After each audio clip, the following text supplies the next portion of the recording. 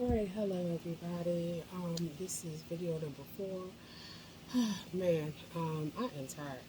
I did not intend to spend all day doing videos, but it is, and here we are. I tried to do one take of the Smith-Waite tarot review, and that just didn't work. So, this is take 2. I will try my best to be as short and sweet as possible because I want to go to bed.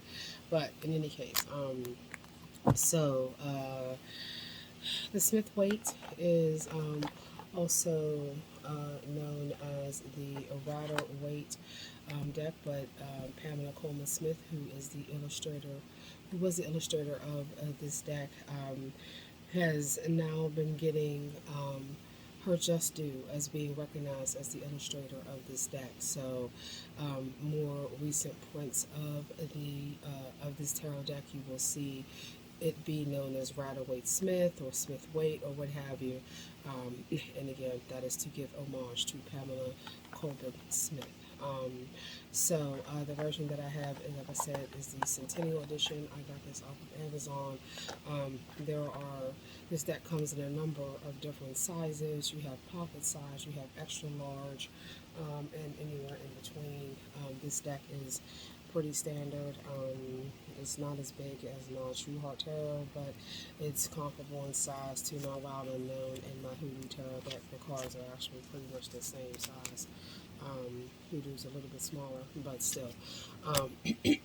So, with that being said, yeah, just a couple of things. So, there are so many iterations of the Smith-Waite deck out there. Your more classic reprints of the deck, one of the things that you'll notice is the color palette. And one of the more noticeable things about the color palette is the use of the yellows within the color palette, or within the cards. This deck the colors are a bit more subdued, so it's not in your face, I am marigold, hear me roar. The colors are a bit more subdued. Yeah. But the purpose of getting this deck is, based off of my limited knowledge of tarot, and any aficionados, please let me know if I'm wrong. I do not want to give misinformation, but tarot has been around. The use of cards as a form of divination has been around for centuries, okay, perhaps even longer than that. But one of the surviving versions of tarot from, I want to say, the 1700s, 1800s is the Book of Marcel. It's French, and I very well may be mispronouncing it, given the fact that I don't know French and the fact that it's like almost midnight and I'm exhausted. So forgive me. But you have the Book of Marcel, and then in the early 1900s, the Smith-Waite deck came out, and then a few decades later, the Book of Thoth came out. And so the Book of Thoth and the Smith-Waite, their imagery was inspired by the Book of Marcel. Okay, so when you're looking at modern tarot decks that are out now, a lot of the imagery you will see either very, very closely resembles what you would find in these decks. The aforementioned deck, either decks being the Thoth, these Smith-Waite, and or by default the Marcel. But then you also have some decks that are more archetypical in nature, where the imagery follows the spirit of the those three decks, but it's not necessarily a mirror image of it. A deck like that would be represented by like my Wild Unknown deck. This is a more closer correlation, but when you start looking at, some of your cards like the Pentacles and things like that, it's a bit different.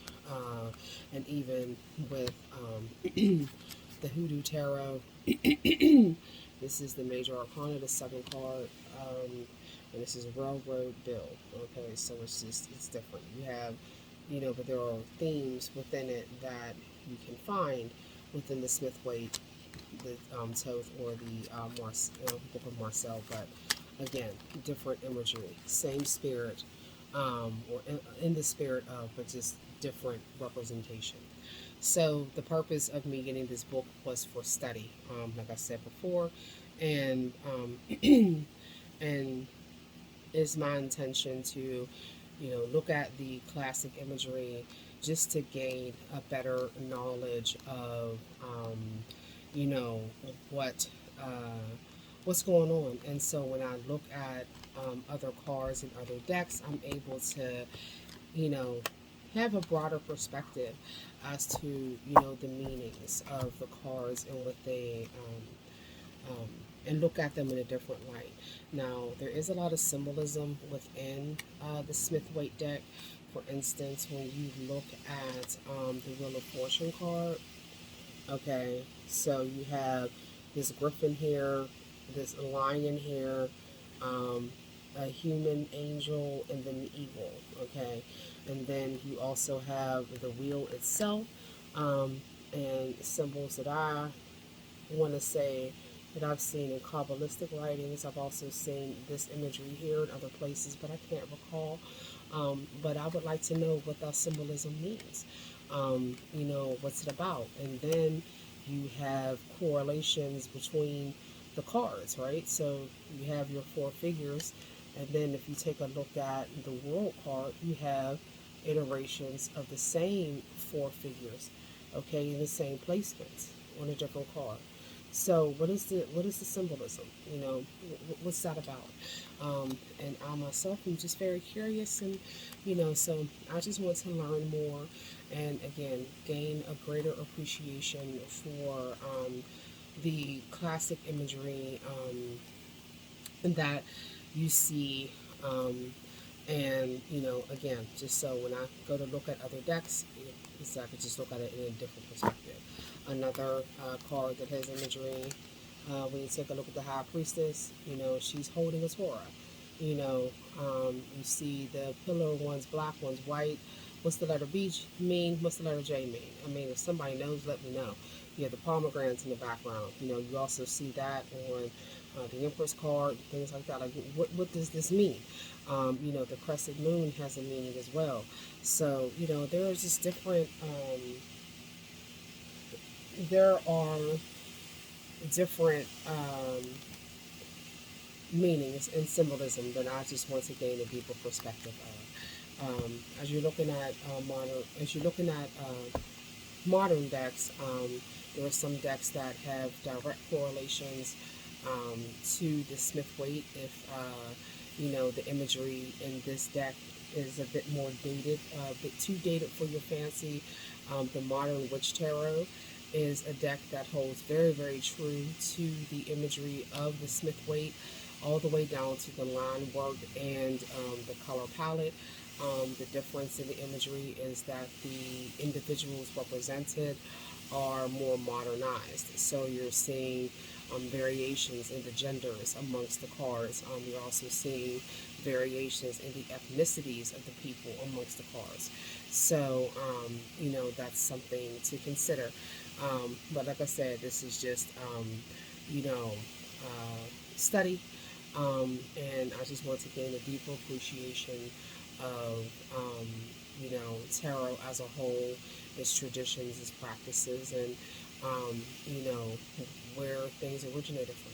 So hopefully this gave you guys some insight and introspection, or an opportunity for introspection rather. And as always, be mindful to walk in love, light, life, and peace, and do something for yourself today that made you feel better than you did yesterday. Take care, guys.